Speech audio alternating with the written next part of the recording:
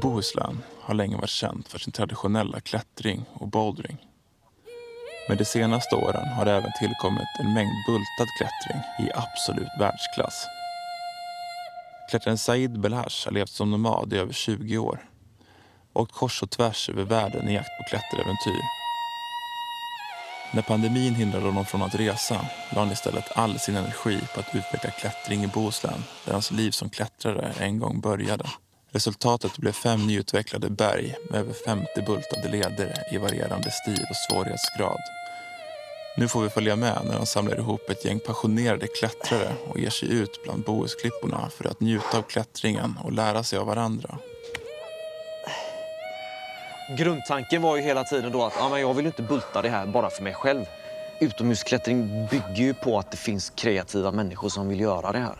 Så för mig så handlade det ju lite grann också om att liksom ge någonting tillbaks till communityn och göra någonting rejält och ordentligt.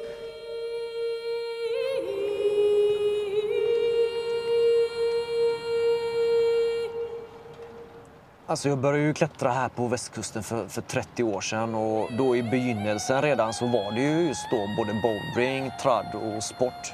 Alltså det som jag alltid har gillat med alla de här olika genrerna det är ju variationen. Hade du bara hållit på med en av de här sakerna så hade ju en massa grym klättring uteblivit.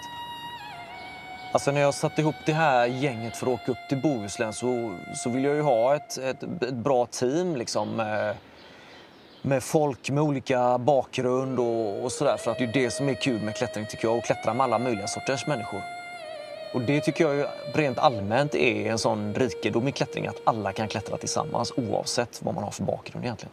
Och vad jag har tänkt att vi ska göra den här veckan det är ju såklart att visa alla de här nya lederna och bergen som jag har utvecklat här. Men givetvis ska vi också klättra ett helt gäng gamla goa klassiker också. Och sen bara ha en god tid tillsammans med det här sköna gänget.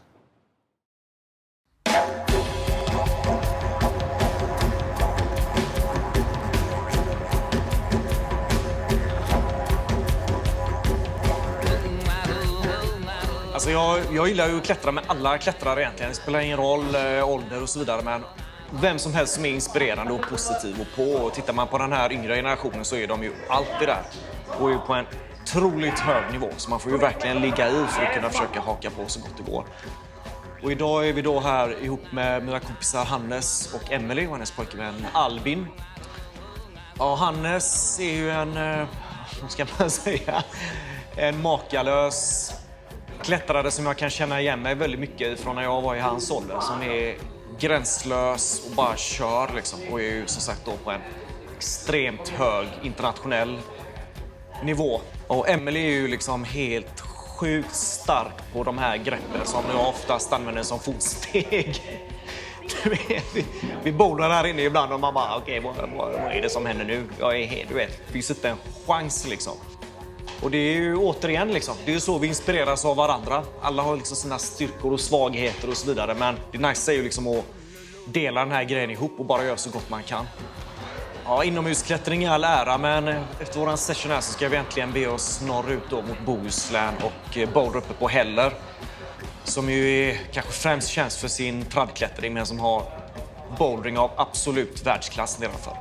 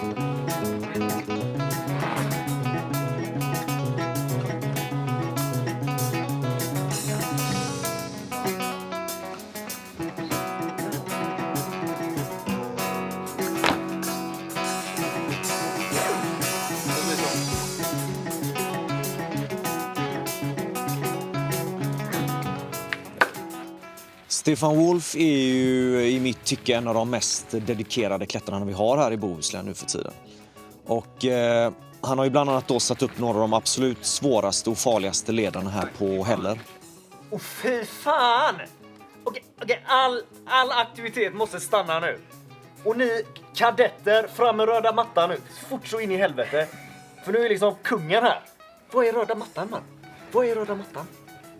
Vad har ni gjort av röda mattan? Ser ni inte att kungen har kommit hit nu? Helvete. Har det blivit någon sens eller? Har ni gjort något? Hej!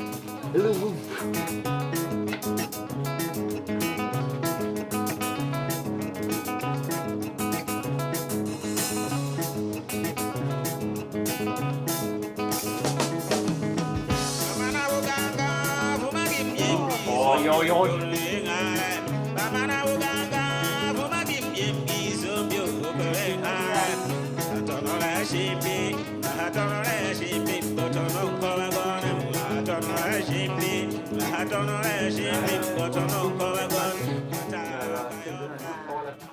Men det är lite så med den här. Innan man har gjort den så känns den helt omöjlig. Men sen när man väl gör den så känns det ganska bra.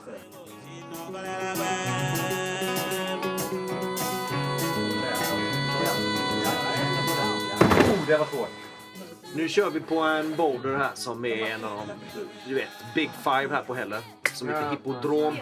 Se om man kan få ihop den idag. Jag har ju gjort alla varianter här i din ungdom, men jag säger som coach sa en gång. Man är inte bättre än sin sista gång. Man kan inte leva på gamla meriter. Då var jag ju i 30-årsåldern. Ja.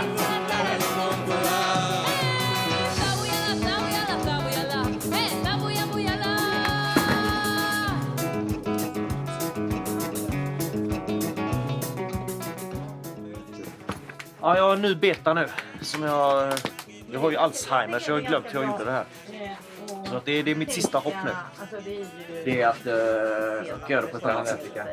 Annars är det pizzerian i Dingle som är den sista trösten idag. Alltså. Ja, kom igen. Ja, kom igen. Bra. Ja, kom igen. Kom igen, Sai. Kungen är med. Snyggt. Ja, högre upp. Den blir bara bättre och bättre. Kom igen. Keep going. Kom igen. Kom igen. Lite till där, ja. Kom igen. Och vänsterfoten Jobba nu. bak. Vänstra foten på saker. Left foot underneath your ball. Kom igen. Mera, Ännu mer, mera, ännu mer. mera. På det. Kom igen. Håll i kall. Där, vid hälen. Exakt vid hälen. Där. Där ja. Ja, där var den. Kom igen. Bomber. Kom igen, den är god. Kom Kom igen. igen då. Ja. Kom igen då. Kom igen. Kom igen.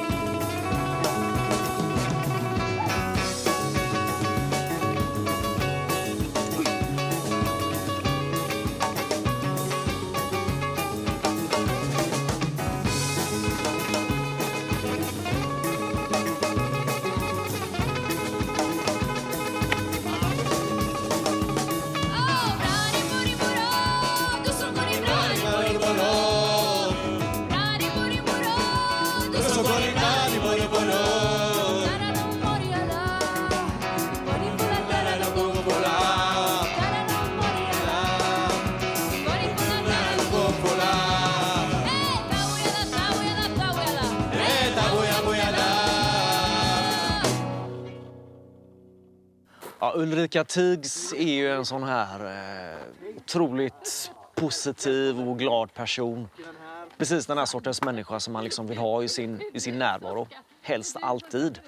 En traditionsbärare, hon kan allting, hon har koll på grejerna, hon kan alla stories och så vidare. Så att hon är ju på så många sätt en sån tillgång i det här gänget. Ullis och Emelie ska klättra Bergskistis polska. Första bestigaren är ju då Ullis man, den legendariska Jappe Pålsgård. Jag sätter lite tätt där för det är så jäkla vått. Den är lite blöt, men de är ju alpinister så det kommer nog gå bra.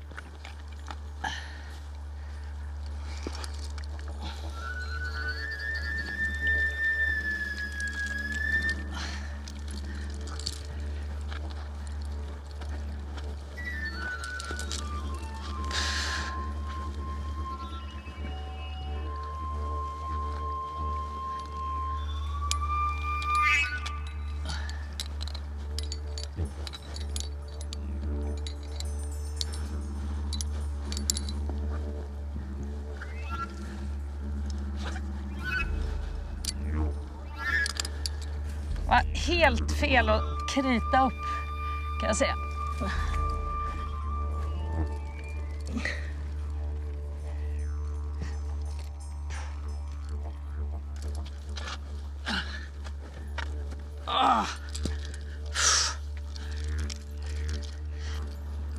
Det som är det fina med att kunna lägga egna säkringar, det är att du kan säkra mycket du vill.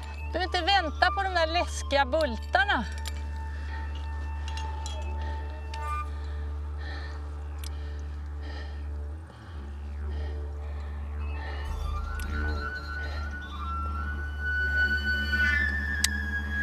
Emily, säkring klar!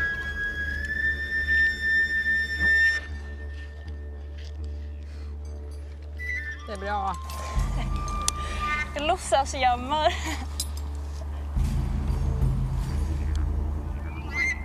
Det är lite avigt där liksom.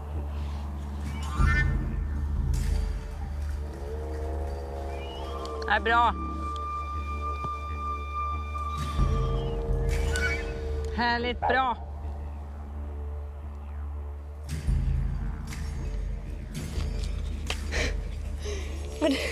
Jag ska ta mig runt den här nu. Limrande. Så då. Känns det okej? Ja. Så. Bra. Jag hade aldrig någonsin gjort det på led. Nej. Även om... Men det är ju, det tänker jag, det är lite som att cykla. Det är ju samma sak när du börjar cykla, så är det superläskigt.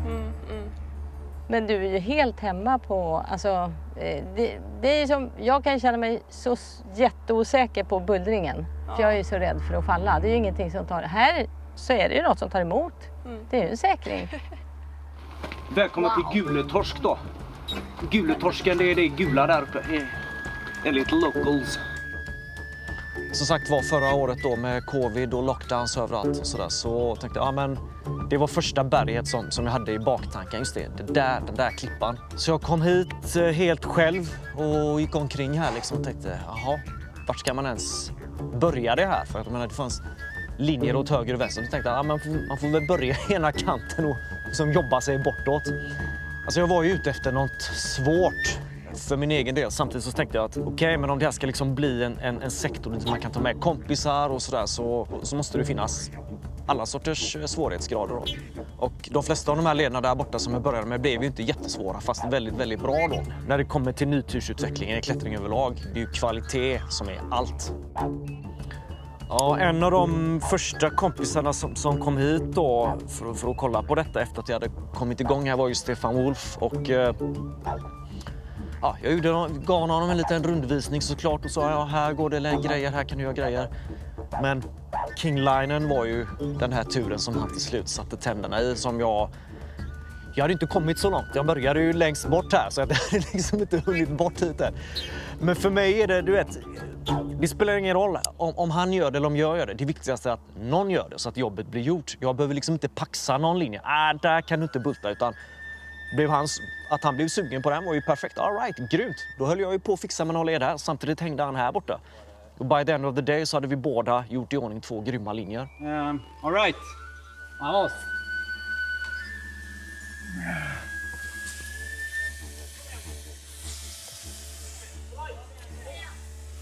Nej! Där har jag ju liksom. Det är bara att jag greppar över den på någon vänster. Fan också. Ja, jag har ett press till. Det börjar närma sig. Det är ju inte frågan om, du vet, man ringer en gubbe som Wolf. Det är inte så att man frågar om han ska klättra. Vad är det för en fråga? Utan det är ju vart och när, och det är ju den nivån vi är på. Det skulle kunna gå 10 år utan att vi ens träffades, och så hör man av sig. Ja, man sitter ju bara och väntar och är redo att attackera liksom. Hur är liksom din, vad ska man säga, mentala approach till, om du jämför en sån här sporttur med om du ska klättra någon lite farligare led? Så här är jag ju medveten om att jag kommer att ramla. Så att liksom, jag är ganska avslappnad. Det är bara ren prestation. Ja. På ett gött sätt liksom. Det andra får jag inte ramla på. Så att då vet jag när jag går på så måste jag göra den. Men jag skulle nog inte göra någonting med typ 10 meters whipper med dålig säkring och det movet. Då hade jag nog gett över the batong till this guy. Det är ju lite nytt det här liksom, att bara pressa redpoint-köra liksom som en... Fan, jag har kört hela sommaren på den här. Ja. På det movet. Ja, det är ju helt sjukt liksom, på ett jävla move.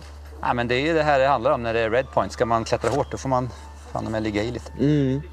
Plötsligt så bara sitter det ju liksom. Ja. Det är ju ändå det som är... Det är det man är ute efter. Det är som, du vet, det är som surfar. Man är ute och guppar en hel dag. Ångest och livrädd för alla stora vågor, så tar man en våg. Och det är det enda man tänker på sen. Och det är det här movet jag kommer att tänka på. Jag kommer inte komma ihåg någonting annat på hela leden. Exakt. Bara det movet. Jag sög den där jävla trefingret. Ja, fy fan. Hell yeah! Yeah, man.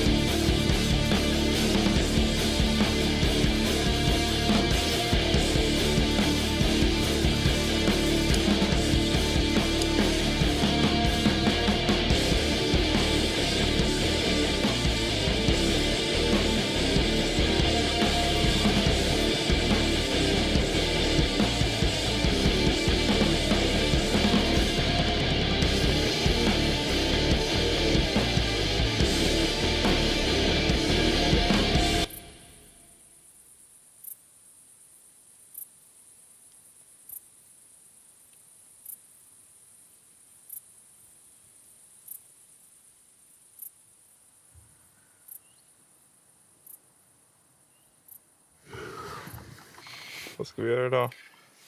Ja, det gamla vanliga. Gå upp och äta frukost och gå och klättra någonting. Idag är vi på Korpekullen. Har du bultat någonting här eller? Ja, jag är skyldig. Det har bultats hejvilt här kan man väl säga det senaste året. En jädra massa jag leder. Så att det är de vi ska klättra på idag, tänkte jag. Emily har ju en otrolig kapacitet i bouldering. Men nu ska vi köra en led här som jag har satt upp som ju är väldigt, väldigt lång och brant. Den har inga hårda moves, men den är ju lång och oerhört pumpande. Så att det blir nog en väldig resa. Åh jävlar. Åh nej. Åh nej! Nu är vi inte på Fabben längre. Det såg mindre ut från parkeringen. Karbinen är låst. Du är åt rätt håll. Ja. Den här är åt rätt håll. Jag är åt rätt håll. Hjälmen är på. Säkring klar, Emily. Jag klättrar. Ja. Går jag ut till vänster här eller går jag liksom rakt upp? Tänk alltid brett över det och det kan vara hur som helst egentligen. Största felet med att göra ledklättring är att få tunnelseende. Det ser ganska lätt ut när du klättrar, Emily. Men det är ganska lätt. Eller alla greppen är liksom bra och det är inget flytt som är liksom hårdare än något annat. Nej. Det är bara att det är många flytt. Shit. Kanske faller här.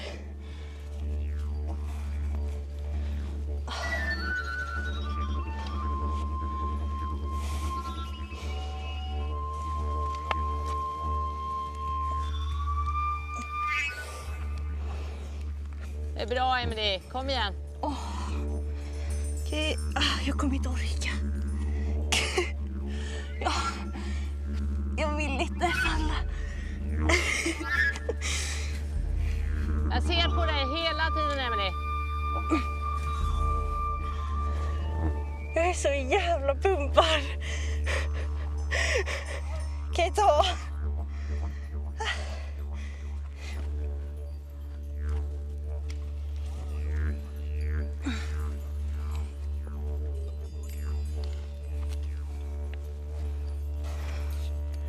Åh jävlar vad tungt det är.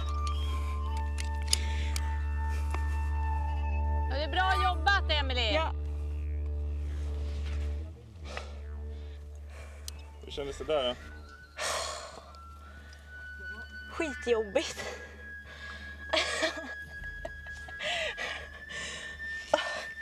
Aspumpigt. Maraton.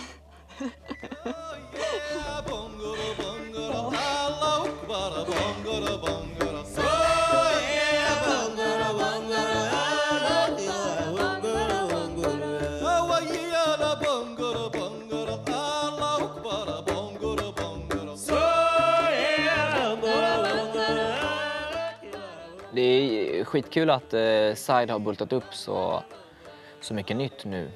Jag har ju kört mycket liksom, tradd och bouldering, men nu kan man ju liksom stöta på riktigt svåra sportleder också. Och även liksom ha lite olika, inte bara köra på några få leder. Nu finns ju ganska mycket att köra på, det är ju jättebra.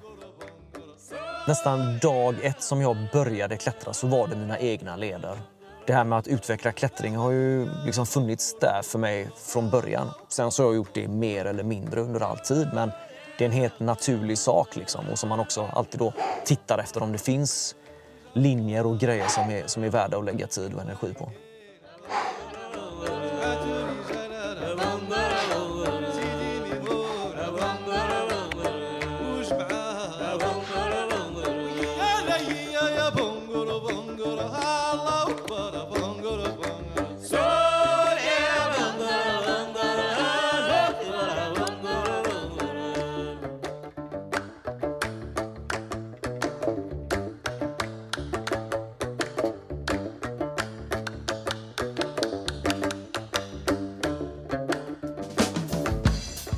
Alltså förutom klättringen i Bohuslän då, som ju är absolut världsklass, så har ju det här området mycket, mycket mer att erbjuda.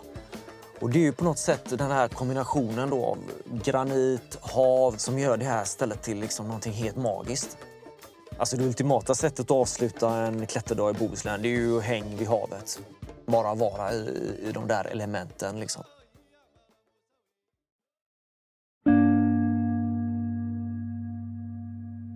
Just nu är vi på ett berg som kallas för Toröd i folkmun. Och det här är ett berg som jag blev tipsad om förra året av några kompisar.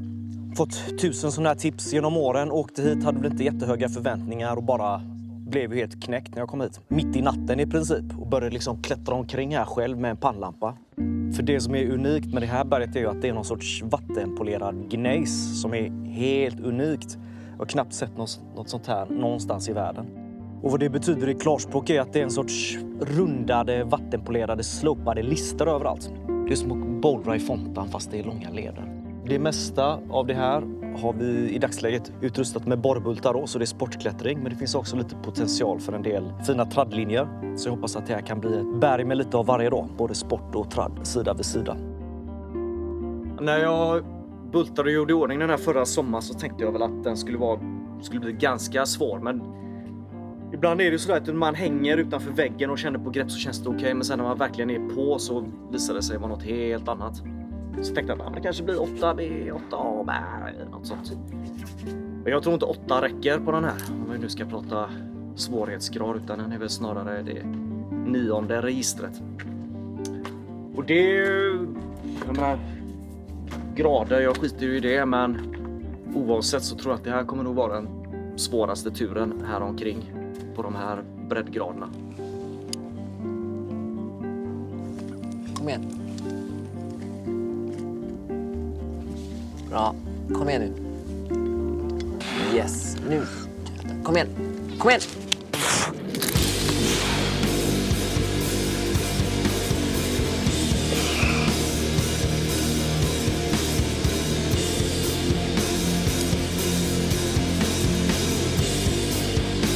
Ja, där. Kom igen. Bra. Kom igen.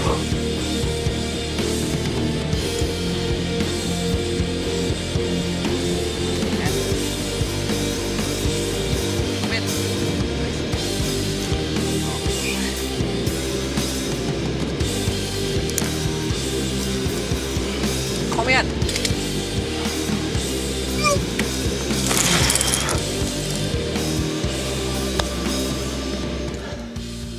Alltså det, vad ska man säga, det är inte de bästa av förhållanden just nu.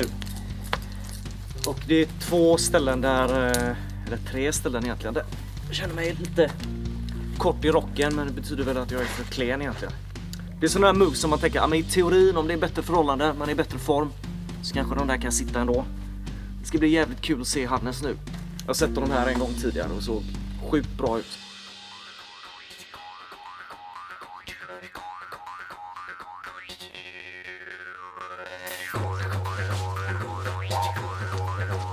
Ja, kom igen!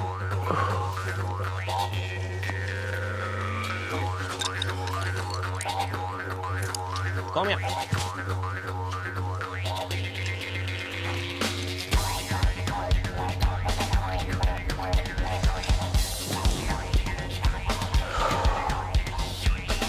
Här ligger. Sjukt snyggt. Kom igen, man. Slå.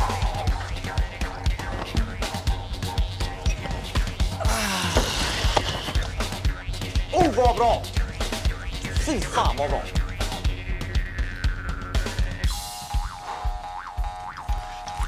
Kom igen, brors. Yes. Jajamän. Jag är med, man. Kom igen.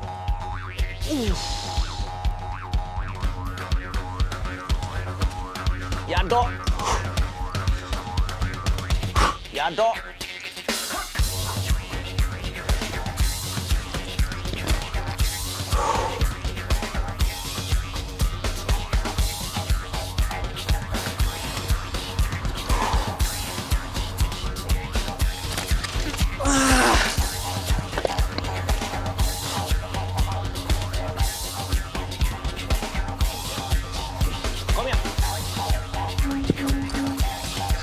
Snyggt!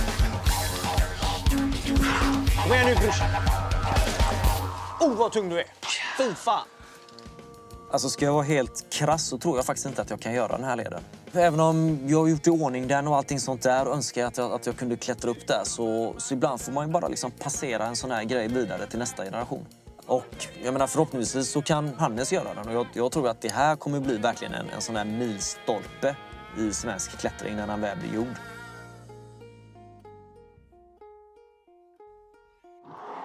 Ja, nu ska vi köra en mästarlinje som jag har döpt till Siraba, den huvudsakliga vägen.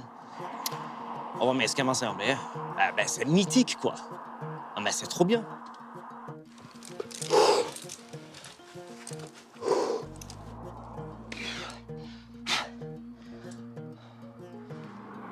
Jag vet att det har varit en massa tragik kring pandemin, men för mig personligen så har det ju fört en massa positiva saker för mig. Jag har haft ett väldigt bra år liksom. Att få liksom vara i Sverige och connecta på alla de här sätten, utveckla de här bergen. Varför ska man åka iväg någonstans om du har grym klättring där du är redan? Att resa bara för sakens skull har ju liksom egentligen ingen poäng, utan det är ju för att du har en plan eller en vision eller ett mål med resan, om det är den där platsen eller den där leden. Men jag hade ju allting det där hemma som jag skulle ha rest för annars. Så för mig följde det helt naturligt att stanna kvar. Men det här kommer ju inte hålla på i all evighet, utan i bakhuvudet så tänker jag att när det här är klart och liksom läget i världen har börjat stabilisera sig, då är det ju dags att hit the road igen. För att jag menar, jag är ju en nomad.